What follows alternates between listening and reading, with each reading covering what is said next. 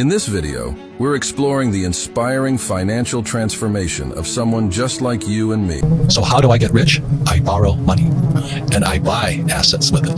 The poor person borrows money and buys liabilities like purses, cars, houses, and they get poorer and poorer and poorer. They hypnotize people into being employees who will work hard, pay taxes, save money, get out of debt, and invest in the stock market.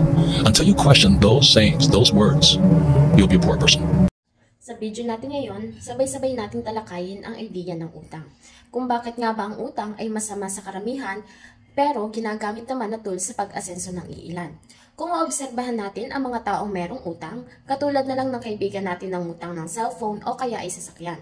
O di kaya yung kakilala natin na nangutang pang paggawa ng bahay, ng kanilang bahay. Makikita natin karamihan sa kanila ay hindi masaya dahil sa halip na nai-enjoy nila ang mga bagay na kanilang inutang ay nagiging problema na ito dahil sa bayarin na automatic na nakakaltas sa kanilang sweldo buwan-buwan. At yun ang madalas na katotohanan sa buhay ng may utang. Pero ganun pa man, ang paggamit ng utang ay hindi masama sa lahat ng panahon. Sa totoo na maraming buhay na nagiging miserable ng dahil sa utang. Pero kung ikaw ay matalino at kung ikaw ay strategic at kung gagamitin mo ito sa pagbuo ng iyong asset, ay talagang makakatulong ito sa iyo upang yumaman. At posible yon. Sa katunayan, lahat ng mga kakilala nating mga successful entrepreneur ay gumagamit ng utang sa pagpapalago ng kanilang negosyo at para din ma-maintain nila yung lifestyle na meron sila. At ito ang tinatawag nating leverage, na kung saan sa halip na sarili nating pera ang gagamitin natin sa pagbuo ng isang asset, ay pera ng ibang tao ang gagamitin natin bilang capital. Dahil sa halip na mag-iipon ka pa sa loob ng mahabang panahon, ay pwede mo namang simulan agad ang iyong negosyo. Ngayon, gamit ang pera ng ibang tao o kaya ng bangko. Sa ngayon, hihimayin muna natin ang dalawang uri ng utang. Kung hindi mo pa ito alam, ang utang ay may dalawang uri.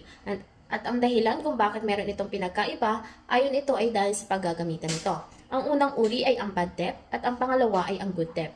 Ang bad debt ay ang uri ng utang na nagpapahirap sa isang tao dahil ito ang utang na napupunta sa mga liabilities o mga bagay na bumababa ang value pagkalipas ng panahon.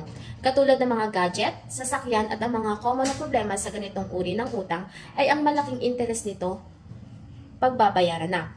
Ang pangalawa namang uri ng utang ay ang good debt. Ito naman ang uri ng utang na nagpapayaman sa tao.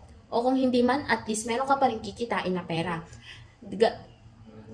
Galing dito. Dahil sa halip na gagamitin mo ang pera ng iyong personal na pangangailangan, gagamitin mo ito sa pagpapatayo o pagbuo ng isang asset. Kapag nahandle mo ng maayos at magbibigay ito sa iyo ng extra income. Lalo natin bigyan ng linaw ang kahulugan ng good debt, gagawa tayo ng halimbawa. Halimbawa, gusto mo magpatayo ng sariling negosyo.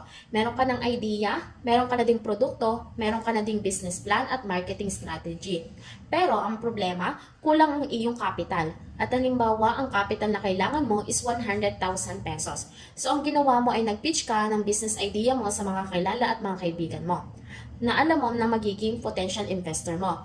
At isa sa mga kaibigan mo ay nagustuhan ng iyong plano. At nakumbinsi mo na rin siya na magpahiram sa iyo ng pera at nagkasundo kayo na babayaran mo siya sa loob ng 2 taon, kasama na ang interest nito. Tapos sinimulan mo agad ang iyong negosyo at tinangkilik ng mga tao. At naging profitable agad ang business mo at sa unang taon, constant itong nagbibigay sa iyo ng income at patuloy pa rin itong lumalago at pagkatapos ng 2 taon ay nabayaran mo ang iyong kaibigan ng 100,000 plus yung interest nito. At ang iyong negosyo ay patuloy pa rin sa paglago na iyon ang dahilan ng iyong pagyaman. Nagsimula lamang ang lahat sa isang idea na ang negosyo at ginamit bilang isang tool at ginamit ang resource na pera ng ibang tao sa pagbuo ng iyong sariling asset. Ngunit mahalagang paalala na ang kailangan mo ding magdobling ingat sa paggamit ng utang. Kung maganda itong tool, dapat una mong trabahuhin ang iyong sarili para ma-handle mo ito ng maayos. Ang ibig kong sabihin, dapat ay meron kang disiplina sa paghawak ng pera at meron ka na ding skills tulad ng communication skills, leadership, negotiation, skills sa sarili, skills sa pagpabenta, at skills para ma-motivate mo ang iyong sarili. Dahil kung sakaling nanghiram ka ng pera at ginamit mo itong capital sa iyong negosyo, hindi ibig sabihin na nun ay okay na ang lahat. at kusa nang lalago ang iyong negosyo. Siyempre, kailangan pa rin pagsikapan yung negosyo na tinayo mo. Kailangan mag-invest ka din ng effort para mas tangkilikin ito ng mga tao. Dahil kadalasan, hindi isasang-ayon sa iyo ang panahon sa kung anong gusto mo mangyari. Kaya kailangan na pagpursigihin mo pa rin ito. Sa totoong buhay ay hindi sasang-ayon sa atin talaga lahat. Pero, kung meron kang dedikasyon at pagmamahal sa iyong negosyo, ay patuloy itong tatangkilikin. Sinasabi nga dito na ayon sa report, sa 20% ng mga negosyo ang nagpe-fail sa unang taon at 50% naman sa loob ng 5 taon. Most of the time nakakaranas talaga ng problema sa isang negosyo. Pero ngunit tandaan mo, kailangan gumawa ka agad ng paraan at kung hindi, posible itong malugi at kung malulugi ito, meron ka ng utang, wala ka pang kita. Meron ka pang kakailanganin na bayaran ng utang dahil sa hiniram mong pera. Lalong papatong-patong ang magiging problema mo. Kaya ang advice ko sa lahat na nagsisimula ng negosyo gamit ang utang ay mag-develop ka muna ng mga skills na nabanggit ko upang matiyak ang iyong pag-asenso.